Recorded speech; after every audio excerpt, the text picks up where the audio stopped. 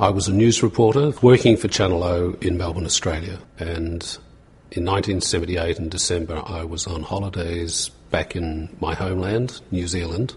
Reporter Quentin Fogarty may not have been the only visitor flying into town that day.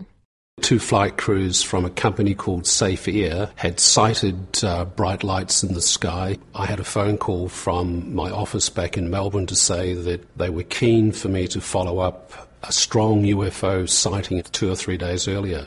Doesn't something always come up when you're on vacation? When we took off from Wellington, the flight crew pointed out towards the right of the aircraft the lights of a town called Kaikoura in the distance. And then sort of above the town, we could see a row of lights would start as a little pinprick and then turn into a great globe of light, and then it would just shrink down again to nothing. I'd never seen anything like it before. In terms of my feelings, initially I was very excited. But I don't think at any stage I ever really felt that I was in, incredible danger, although at times I did feel a little scared. David, the cameraman, was having great difficulty filming these lights, so we got very little footage. When we landed, the captain offered us the opportunity to go back on the return flight. The sound recorder, she got off. She was so scared she wouldn't go back on the plane.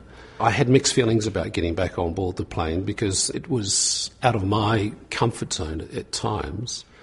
But then I also knew David had great difficulty getting good footage. And I thought, well, if they were there on the way down, they might be there on the way back. So I agreed to go back. We took off from Christchurch. The flight crew pointed out a bright light. In fact, I saw 2 bright lights off to the right-hand side of the aircraft, out to sea. This light seemed to pace the aircraft. The flight crew are quite convinced also that the light was airborne and was moving and manoeuvred as well as moving. We continued to see the same sort of bright lights that started as little pinpricks and turned into great globes of light all the way back to the aircraft's home base of Blenheim. When we landed, I thought, I've got a world scoop here. And I thought, wow, this is going to be a big story. As with any alien sighting, a common-sense explanation was soon offered up. Some said that the lights absolutely involved little slimy creatures, only not the green kind, but the pink ones instead. It was proposed that a solitary squid boat had been there fishing off the coast of New Zealand, and this could explain this extremely bright light. The way that they fish for the squid is each boat has these enormously brilliant lights, up to 360,000 watts worth of incandescent lights. And the bright lights bring the squid up from the ocean up to the very surface. It's difficult to know exactly what they saw and they filmed. It may well have been just a single squid fishing boat that was in close near the harbor there. But investigator Bruce Maccabee finds the squid defense a little slippery. The co-pilot's testimony clearly shows that it could have been a squid boat. It was moving rapidly. But of course, a squid boat is fastened in one position. It can't move very fast at all. And don't forget, Fogarty says the lights were darting around up in the air, not down at sea level.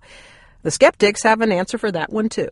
How do you mistake a light on the surface with something moving toward you and away from you and maneuvering with you? And the answer is, it happens. People, especially in aircraft, as the aircraft maneuvers and turns, will see a light moving on the horizon, not realize that it's him who's turning and not the light. So just what were those mysterious lights? Extraterrestrials or the next day's appetizer? That question remains unanswered, and it is still eating away at Quentin Fogarty. 30 years later, I still would love to know what we saw. And I'm hoping that one day, before I pass off the mortal coil, that somebody can establish whether it was animal, mineral, vegetable. Who knows? That would be nice.